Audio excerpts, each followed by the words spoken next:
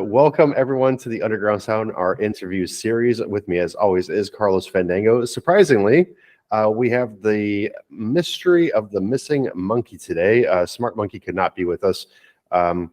He just can't hang with the big party folks and everything anymore, at his age. So, but with us today, a very special guest, Andrew Brown. Andrew, how are you doing today? I'm doing great, man. It's great to be here. Can't wait to talk with you guys, and let's get into it. Nice.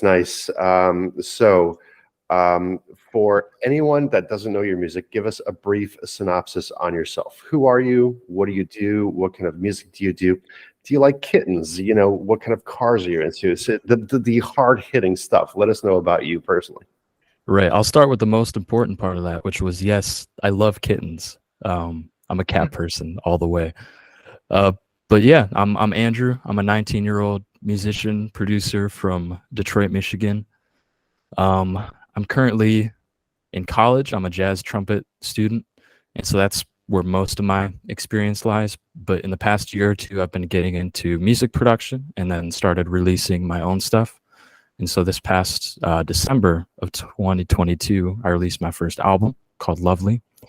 And since then, I've just been, continuing to work on my craft, producing for some other people, and then working on my own stuff as well. And I think I'd call my music that I've done so far mostly pop based, but it takes from all kind of genres that influence me and that I love, and that's what I'm trying to do. Okay, so because jazz is kind of like pop is, I think, a bit easier to get into, right? Jazz, I think, it has a bit more of a mature sound to it. You I think, just generally speaking, kind of assume that there's going to be a bit of a more mature audience listening to that kind of music. Does jazz, since you're a young guy, you're in school, and you have your peers around you, does jazz seem to be making a bit of a comeback, or is this just something that's kind of like near and dear to you personally?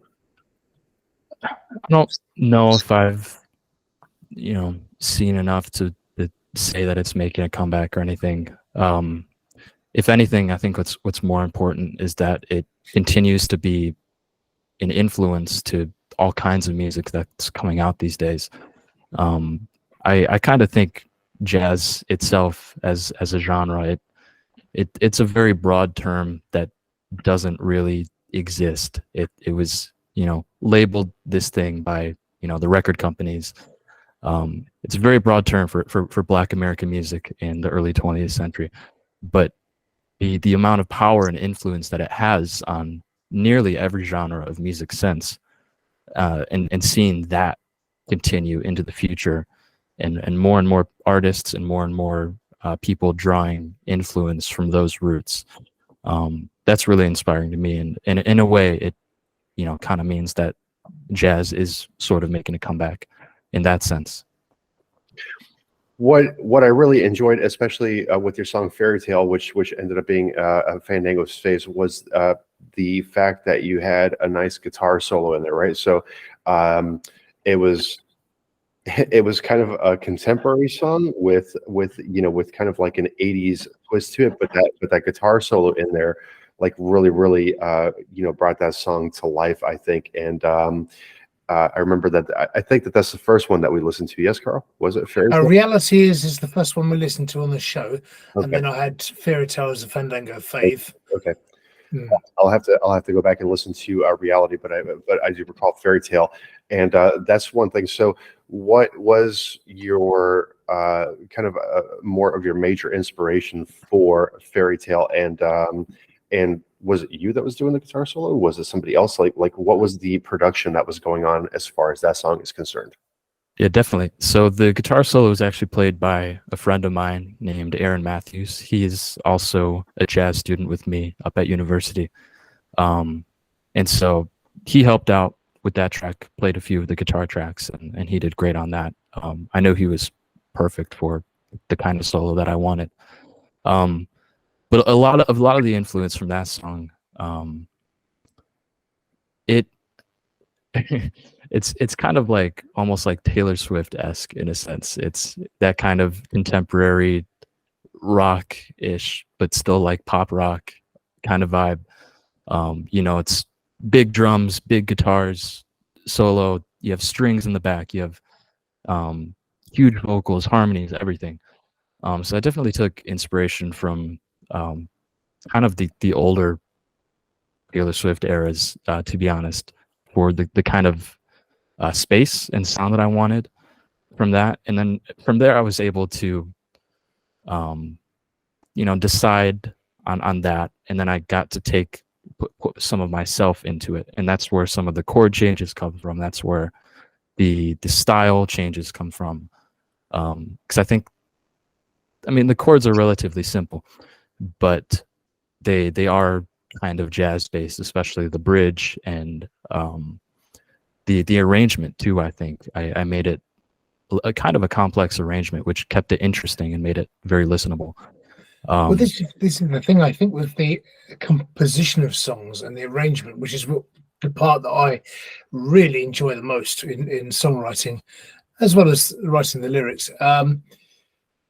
That's the thing, you can get quite clever with it. I mean, you can get too clever, of course, but I think with this sort of thing, it's nice to not be just so samey. So you add your influence in there, you add some nice jazz tinged chord movements and changes and things. And then it comes across as something a little bit different whilst having the familiarity. I mean, I picked up on both of those songs, actually, in Reality Is and Fairy Tale. There's definitely, I mean, for me, it felt like it, listening to a Dean Friedman style song, particularly Reality Is. And yet probably it might not have been an influence for you at all. And yet it does sound like that. So you've definitely captured something there. So is do you listen to a lot of the older style music? I mean, obviously you listen to a lot of jazz, presumably, as well. Right. Yeah. I try to listen to as much as I can from every single decade and everything. In fact, one of the things I try to do is I listen to a totally new album every single day. And it could be, any genre. But I think, especially at this point in time, music is so universal and connected and interconnected. It's very hard to clearly define genres now, I think, because everything just takes influence from everything, and that's great. That's what it should be. You just kind of make what you like, you draw from what you like, and make something new. And I think that's great.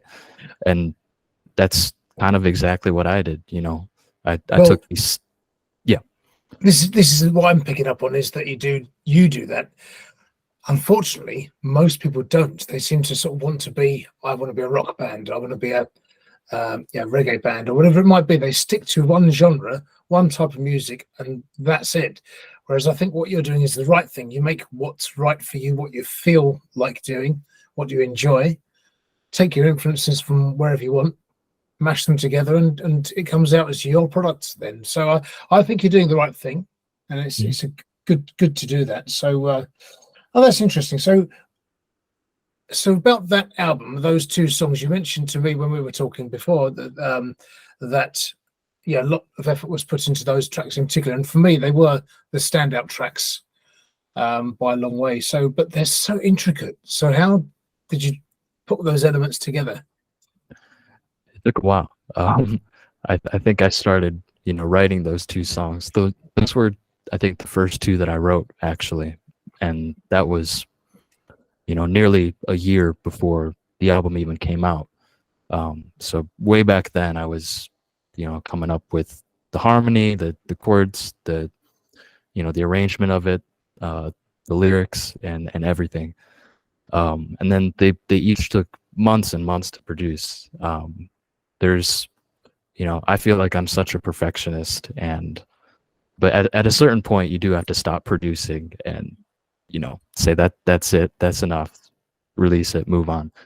So I felt like I, could have done even more on those, but too much is not a good thing, Yeah, I kind of feel, when we were just talking with Jay Quincy just recently, Carl had mentioned that less is more in a sense, right? So you do absolutely, I agree with you. At one point, you got to just nip it in the bud, say this is done, and move on to the next one, because how much can you do? Because I think that as musicians, we are all a tad bit perfectionists, and just saying like, what else can I do? What else can I add? That will just really just take control of years of your life, honestly, there at that point. So that was really interesting, that a new album a day. That was pretty cool. That's really cool. So even if you haven't heard it, you just throw on a record, you listen to it. That I think is a great motivational factor, because I do think that you'll always find at least one song that you'll like on each particular album that you listen to. So aside from the album per day, what is something that motivates you and keeps you moving forward with music? Well, let's just not even say with music, but in your daily life as well, right? So what motivates you from a professional standpoint with music, and what motivates you in your daily life, just to keep kind of like pushing? Definitely. With music, since I'm, in the future, I plan on jazz being a big part of my future career. A big motivator for me is I love, going out to Detroit a few times a week and going to a jam session, just being on the scene. And you get to, you meet all kinds of people. You eventually you make friends there. You get to see all your friends. You get to play music for the community. And that's super important to me. And, if you're having a bad day or a bad week, you're feeling like you're not playing well, and then you go up to play, and then, 5 random people you don't even know, they go congratulate you after you come off the stage. So things like that are super important to me. And, I just have to keep in mind that there's always someone better than me, and that's okay. I'm just trying to be the best that I can be.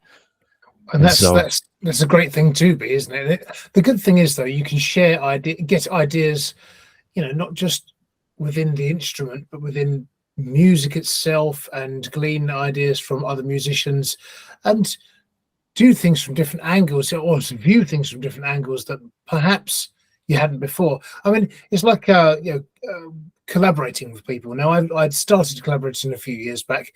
I realized that some of the songs I had, it was on a Christmas project many years ago, it hasn't been released yet, but I realized that a couple of the songs I just couldn't do the vocals justice for what I'd written and composed.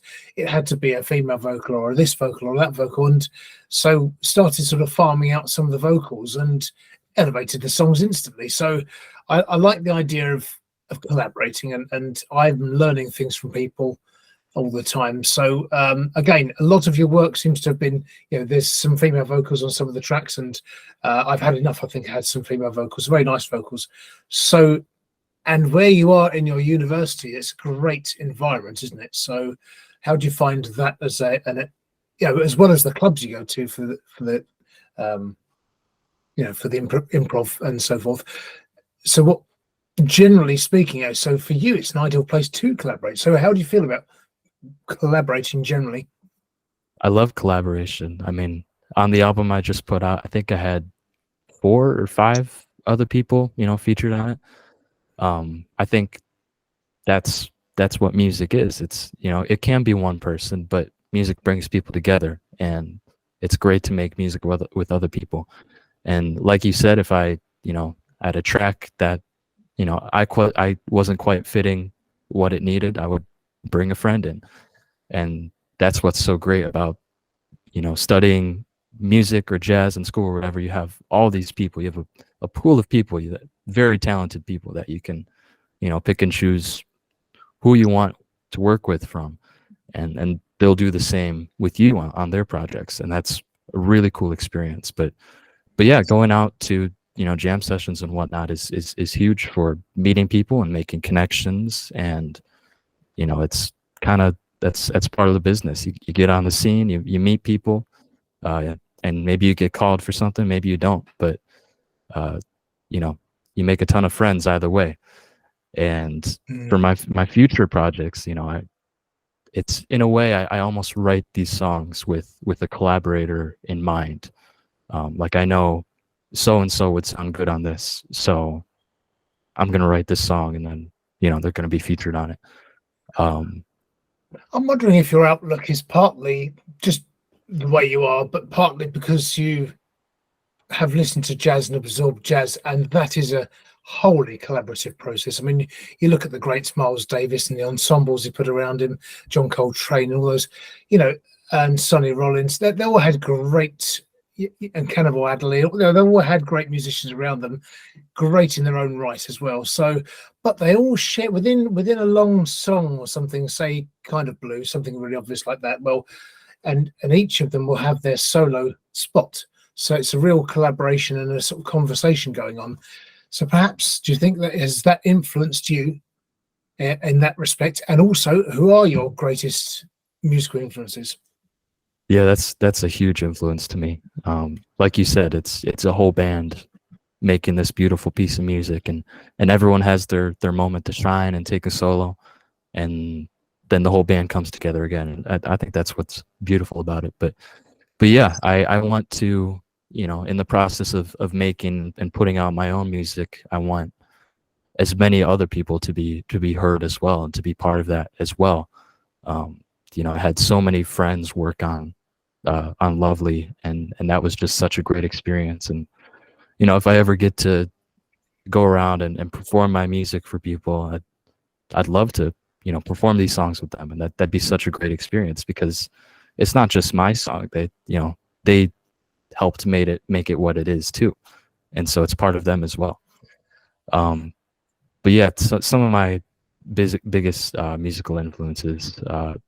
We'll start with kind of from the jazz side. I mean, there's so many great jazz trumpet players. I had, Miles Davis, of course, Clifford Brown, Freddie Hubbard, Blue Mitchell, all these guys. I, transcribe their work and take huge influence from both their playing and their writing. And then from a more modern side, I think I do take a lot of influence from Jacob Collier, I think, and his kind of style and outlook on things. And then I have a ton of other more popular people that I like as well. I love the 1975, that band. That's a great band. And then there's another guy. His name's Jonah Nilsson. He's not well known, but I think he's from Sweden. Maybe he's a producer and musician who's just one of the most talented people on the planet, and I take a lot of influence from him. I'm gonna piggyback off of Carl's question a little bit here and ask you. Because I think you guys are talking about a collaboration together, but aside from that, in your kind of like steps forward to becoming a musician, are you looking for a steady band, or would you be looking to just constantly be collaborating with different people? What would be your preference? Because I think personally, I got to say, I think that if you have a steady band, then that could kind of like help propel you into the mainstream, as opposed to having different people. But I mean, who knows if you end up being the next Miles Davis and the next best, trumpet player under the face of the sun, then it wouldn't really matter who you had on. But what would be your personal preference with that? Right. I think there's pros and cons to each, and I think there's times for each, and it's not like, say you started a steady band, like that's not gonna last your whole life typically. So I think there's moments for that for sure. Right now, I'm kind of just going through it, working with whoever I want when I want, just having a great time making music. Maybe at some point in the next few years, I start something steady. Whether it be a jazz group or a more modern type thing. I don't really know. I'm leaving it very open to just what the situation is and what I feel is best. But right now, I'm just enjoying what I'm doing so far. That's probably the best outlook to have on that. And so let's touch on this, because this is one thing that I always love to know about every single artist that we interview is Were asked everybody the same thing. Did you just come out the womb wanting to do music, or was there a very specific defining moment for you that you heard something and you were like, yeah, this is what I want to be doing with my life?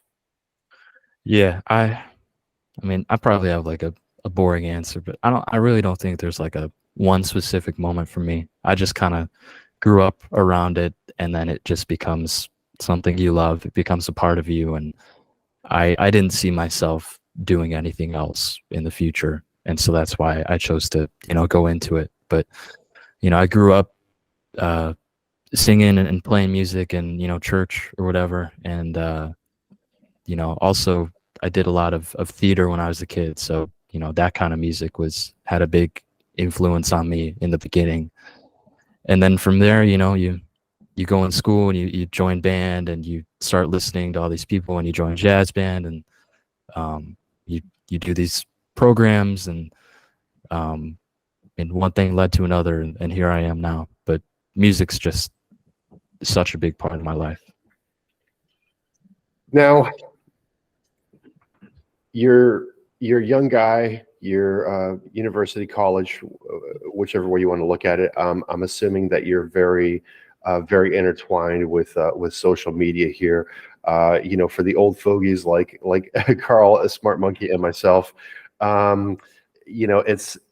it's a huge process to keep up with it. Like, how do you feel that you navigate your music life, through social media, and do you think that there's a lot of help with social media and as far as music is concerned, or do you think that it's really a bit more hindering? Because obviously, you're going to be chatting with friends and everything like that on a daily basis about everyday stuff, right? So when you're kind of like putting your music out there, how do you kind of like create a bit of that separation? What do you feel about the whole social media aspect and the music aspect of everything? Yeah, it's very, very hard. It's something that I'm always working on. I'm in no ways an expert at this or a master at this or anything. I'm always working to see how I can be more effective on social media and reach more people, and that's a struggle that all small independent artists have to go through, sadly. I think social media does have benefits. I think it allows you to reach a wider audience of people. Sometimes depends on what you make, and then it can also hinder you, because I think if you spend too much time thinking about it and worrying about it, that's not a very productive headspace to be in. You start to think too much about content and views and likes and comments and everything, instead of focusing on your art and your music and making it better. And so I'm still trying to find the right balance between the two ends of the spectrum, and where can I make good music and also advertise it and market it in a healthy way that works. But I think that's something I'm always just going to be working on. And so I think we do our best, and what happens, but definitely something I'm trying to get better at. So, being a young guy with that knowledge here, what is your preferred social media platform this day? I'd say mostly Instagram and YouTube. Sounds like most people. Yeah, I'm not the biggest. I've got a Facebook, but I don't really post music content on there. I'd say TikTok as well.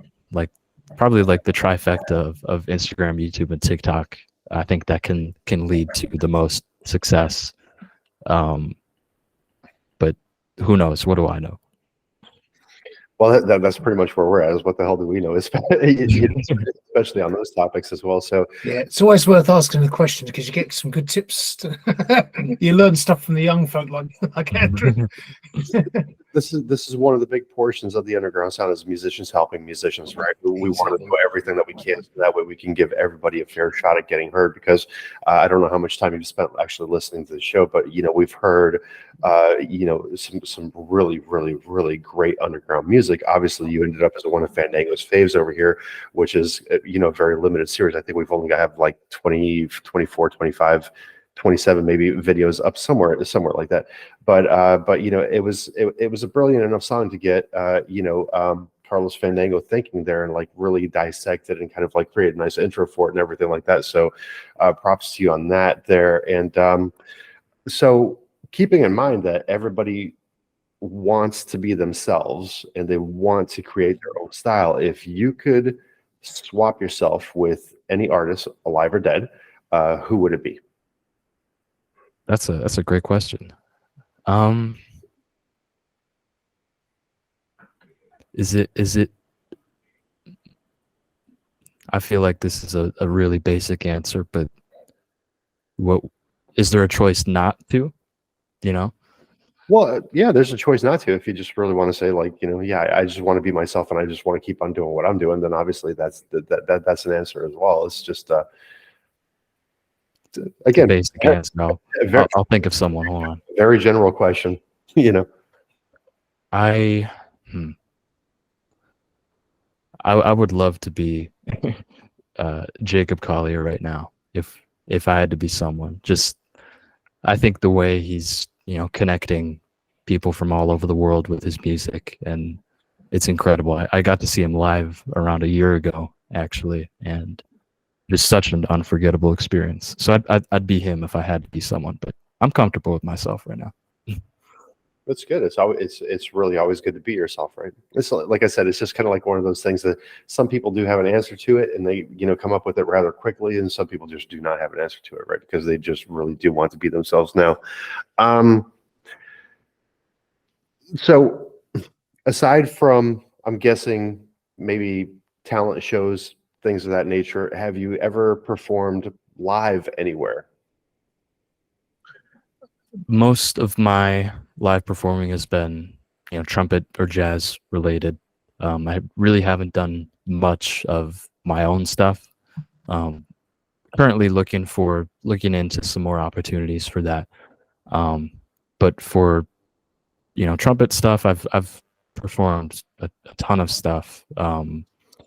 With all the jazz bands and groups that I've played with, and all the opportunities through the college I go to. We actually competed in New York this past winter, played at Lincoln Center, at their college jazz competition there, performed multiple venues across Michigan and in Detroit and everything. So I've had some really great performance opportunities so far through jazz. And I think the next step is, starting to perform my own stuff. Awesome. So let's touch on this briefly. Since you're working with a lot of people, in your school and everything, so did you kind of like mix and master these songs yourself, or did you have an external party that did that? And the second portion to that question would be, do you prefer the kind of like studio life as opposed to the performing live kind of life, or vice versa, which is kind of like your answer on that? Mm-hmm. Yeah, everything was mixed and mastered by me. Most of it Nice. either in this room or in my college dorm. It's a great studio there. And then I mean, I kind of prefer like a good balance of both lives. I don't think I would enjoy it too much if I was stuck doing one. Like I feel like you'd be more comfortable doing the home studio life, but you might have some more memorable experiences doing the traveling, performing kind of life. But with many things that many of my philosophies are that there's a balance of things, and that's kind of what I'm doing right now anyway. I do a good amount of performing, and then there's a good amount of nights spent here trying to mix one stupid part of a song late at night. So I think there's a mix for sure. I think we've gone through most of the. And what about the so the creative process for you, Andrew? So when you said, yeah, like it was about a year before the recording and process had finished for two of those songs, what comes first with you normally? Is it a melody, chords? Do you sit down methodically and write down sort of chords, or do you have lyric ideas? And what sparks those songs for you? Definitely. The very first thing is a reason to write the song. Obviously, all of what I've done so far stems from experiences or important events, and so the stuff that I tend to put out happens to have some important meaning to me. I think it's totally fine to write music just to write music, but with the stuff that I put out, I try to make it meaningful. And then actually writing the song, I know a lot of songwriters are lyrics people first, but I'm a music first type of person. I'll typically hear a melody in my head. I'll hear a rhythm, a chord progression, could be anything. I've had a couple songs pop in my head while I was taking a shower. Could happen at any time. So typically I'll go sit down, figure it out, write it out, come up with a real basic arrangement, start to think of some lyrics, and then I think the key is for me is don't force it right away.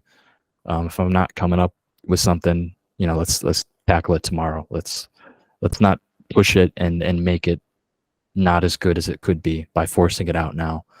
Because those kind of things, they come to me every day. I have melodies flying through this brain all the time. So I'm not concerned if a song is taking a long time to write or anything. But there are a lot of unfinished songs as well. But yeah, this is the thing. I've got 30 years plus of songs to get backlog to get through. Lots of, like everybody in our music field, you've probably got lots of recordings on your phone, or me on some cassette from years ago. So they're all sort of mostly on my computer. But I think the main thing is have a device that you can record those ideas so you don't lose them. Because, and again, as you say, I think it's good to let them brew and gestate, leave them alone for a bit, come back to them, and suddenly you can make something out of them that's better than perhaps if you try to force it at the time. So talking about creating new material, I mean, what's in the offing? What's in the pipeline? Anything for later this year at all? Yeah, so we should have something coming out probably in mid to late fall, whether that be October or November, we'll see. But this is going to be just a 4-song EP. And I think there's going to be featured artists on 3 of the 4 songs, actually. So more of that collaboration. And this will be a little different from my first project. Still some influence from pop music, but a little bit less of that, and more delving into the jazz side of things for sure. But it'll still be some great music. Some really talented artists are going to be featured on that, helping out with that, and I'm really excited. We've been working on it the past few months. Just to really quickly retouch on the last question that we had here, is because our cohort, once again, who could not be here today, the mysterious missing monkey, right now, he's a much more visual person. When you picture your music, do you think of anything visually, or is it just really the audio that kind of like gets you, you get that rhythm in your head and you just really want to get going, or can you be watching a movie and grab some inspiration from that particular movie to go ahead and create a bigger piece of music towards that? Yeah, I think you can get inspiration from anything. I think more so I'm just an audio kind of person. But for a couple of things, a strategy that I've tried is picturing a song as like, what would the music video be? What would the vibe of it be? And what the shots, the colors, everything. I wish I had synesthesia, that I could see colors with sound and everything. I don't have that. So I tend to be more of just listening with my ears and figuring it out that way. But I also I like to ask friends perspectives, and like I'll have them listen to something and like say what do you feel, what do you see, and I think that's an important part of it too. So, sorry, Tom. I was just going to say the album artwork for Lovely. Who designed that? Was that mainly you, all you?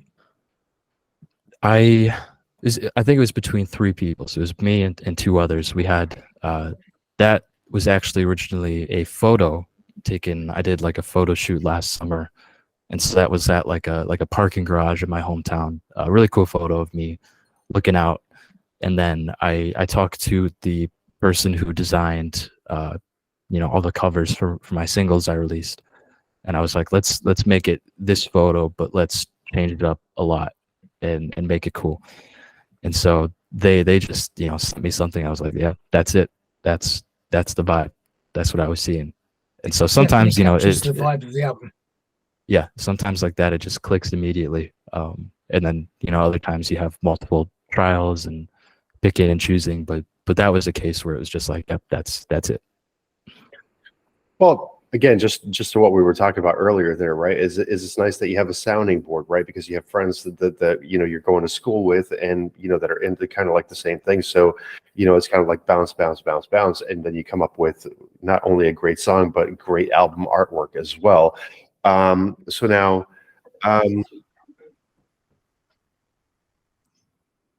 do you have a specific song? Because I just want to touch on this because you had mentioned about listening to the album a day, which I think is brilliant.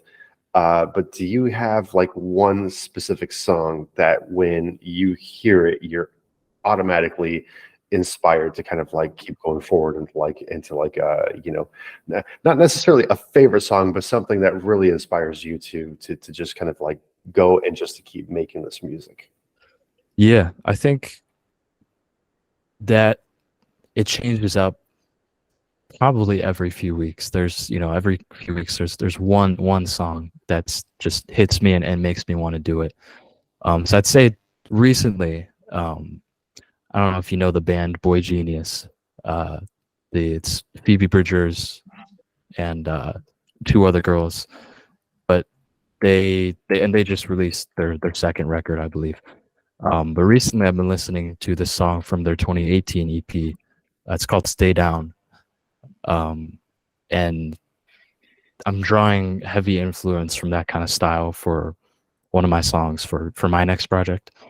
And so listening to that has really inspired me to get to work on that and take elements that I like from that. And so it changes up very, very quickly, but that's what I'm on right now.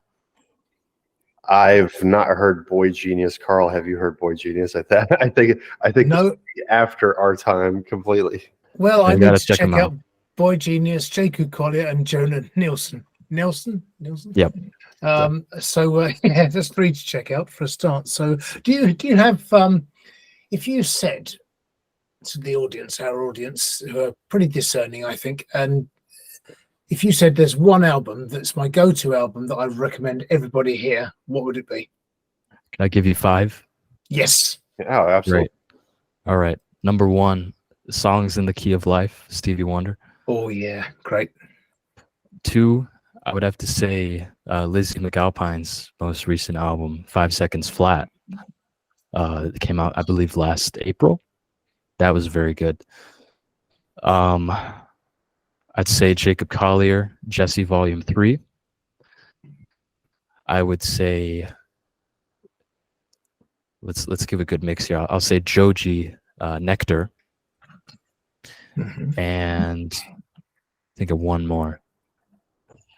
The 1975 Being Funny in a Foreign Language, which came out this past November. And so that's kind of my 5 for modern music. I could probably give you 5 jazz ones as well, but we'll stick with that one for now. All right, one favorite jazz album then. My favorite jazz record? Oh man.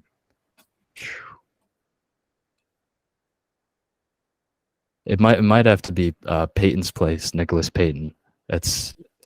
He's have you heard of Nicholas Payton? No, I haven't actually. I'll have to check that out. Peyton's Place. He's probably one of, if not the best jazz trumpeters alive right now. And this record came out, I believe, in the mid '90s. But it's one of his best. I actually met him a few months ago when we were in New York. He was at one of the clubs there, and we went to see him play. And that was just incredible. Very cool. Looks like I was sitting here. You were talking really fast, but I could still read my scribbling. Luckily, it looks like Carl and I have a lot to catch up on here. So, Carlos Fandango, any final questions for our special guest here, Andrew Brown? Well, only the one really, which was I forgot to ask about the album title, Lovely. So what prompted? I mean, is it just purely that it's nice, lovely, the image, the feel of the album, or was there something specific that made you say title's got to be lovely? Yeah. So it's the title of the first song on it as well, the kind of the intro track. And I think I mostly got it from there's a lyric actually in one of the albums I mentioned on Joji's record. I think it's in the intro track on that too. And the lyric was when it's lovely, I'll believe in in anything. And so I think that's just a really beautiful lyric. And I was like, ooh, I like that. And I can relate it to, the experience that caused me to write this album. And, it means something to me, and it's easy, it's simple. What might as well make it the title. And I think I wrote the song Lovely was one of the first ones I wrote too. So I wrote that before I came up with the title, and I was like, might as well just title it that as well.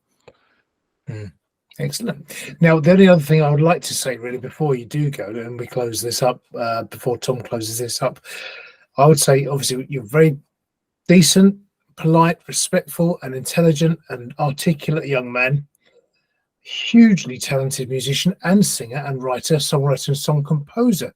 I said this at the time when we reviewed Reality Is, that I was astounded that you were so young but so mature in your writing and composition and music skills. That I said at the time, and I still haven't changed my mind, that you are a huge talent with a big future in the making. I really do believe it, Andrew. So I just can't wait to hear more from you, and I hope our audience, latch on to your music and check it out. Really do. You deserve it. Appreciate that. Thank you so much.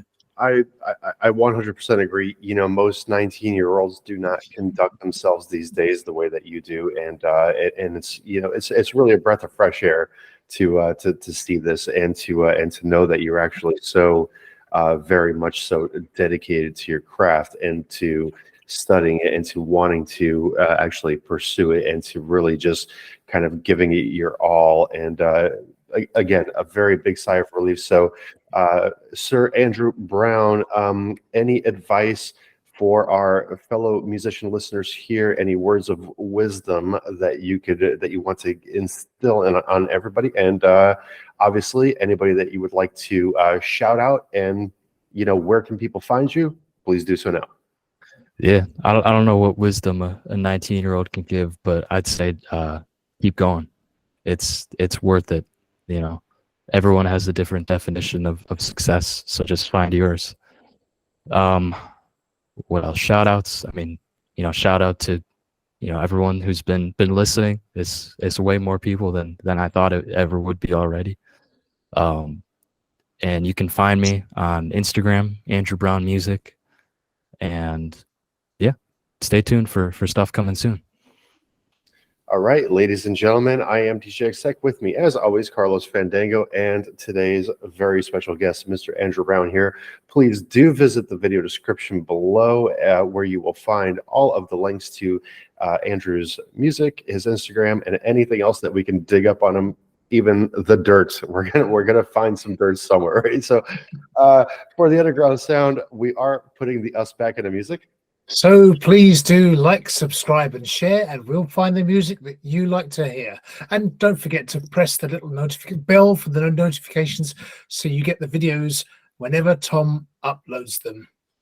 And thank you very much once again, Andrew, for sitting down and having this interview with us. It was a very much so a pleasure chatting with you today. It was a great time. Thanks for having me. All right. Thank you. There you go.